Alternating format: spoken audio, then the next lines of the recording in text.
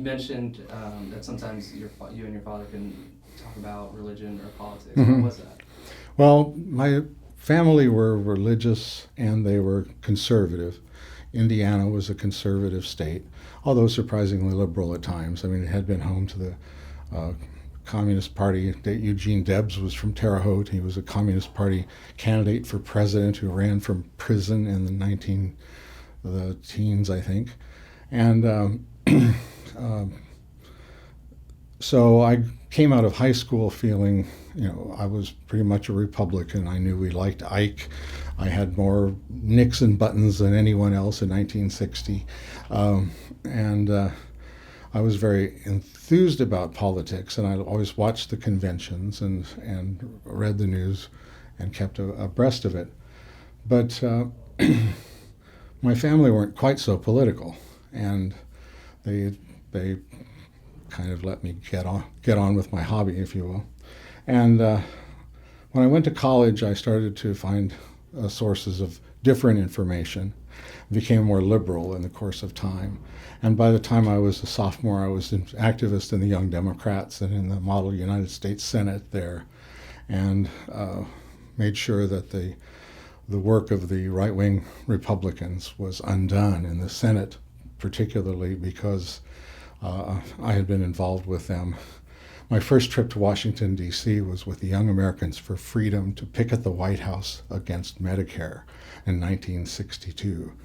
Now, I'm on Medicare now, so I kind of think I was rather misguided in doing that, but it was a great trip to D.C., and I got to see the Capitol for the first time. By 1965, I was able to win an internship with Senator Birch Bayh of Indiana. So I served in the United States Senate staff in 1965, getting to sit, for example, knee to knee with Robert F. Kennedy on a subway ride from the Senate to the Senate office building one day, and getting to get a backstage tour of the White House of Lyndon Johnson because they asked me to return some item that Lady Bird Johnson's press secretary had left at the Indianapolis 500. These were great things for me, but my liberalism just continued to develop in those years in college, and became harder and harder for me to talk with my dad, whose political views were fairly straightforward and simple. He was never fanatical, but he was clearly conservative and clearly followed the lead of the Indianapolis papers and that sort of thing. On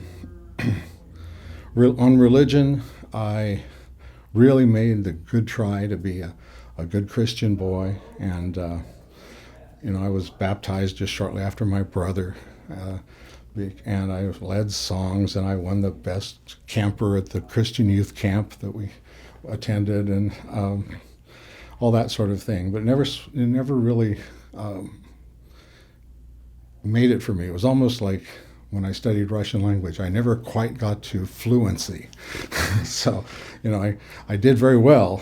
I was able to, memorize the books of the Bible and learn all its details and so forth, and give everyone the impression of being an up-and-coming young man. I was recruited heavily by an aunt and uncle to go to a church college in Texas, and actually got to go visit the campus. And the most memorable thing I remember is having sex with my cousin who was there. So, but I went to Indiana University, and State University, but still a place that has a lot of liberalism there as well. And the opportunities that I had in political science led me to major in that subject. And then after I graduated from Indiana, I was able to get into Harvard University for graduate school.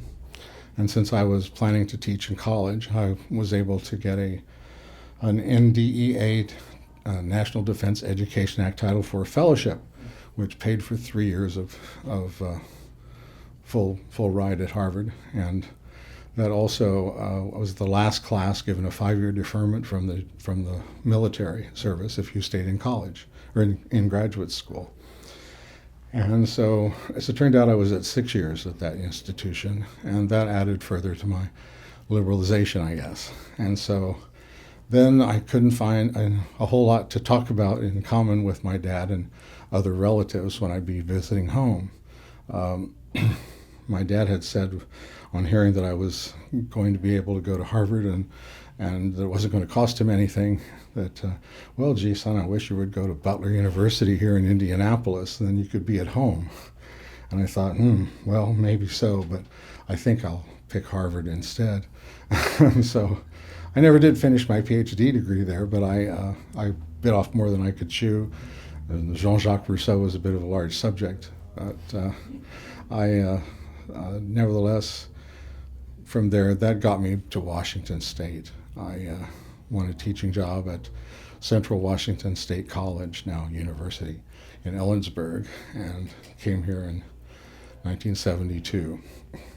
Taught for 4 years as an assistant professor of political science, and had, among other courses, the introduction to political science, but also the history of political thought, and special topics courses of my own choice. So one of them was the political ideas of Kurt Vonnegut Jr., so a great writer from Indianapolis, and also another one was sexual politics.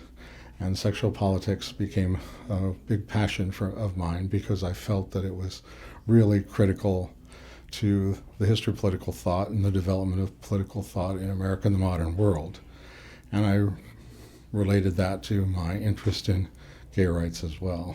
And some of the people that I met in Seattle in those early years in the state were very involved in sexual politics and in radical politics here in Seattle. And I never quite embraced their political views, but I learned a great deal from them about sexual politics, about heterosexism, about inequality, the damage done by it, and so forth. And creating a course in sexual politics was a great way to learn about it. So one of my students happened to be the woman who married Mayor Greg Nichols, and eventually, my involvement in politics from schooling just became an ongoing passion. I couldn't get rid of it.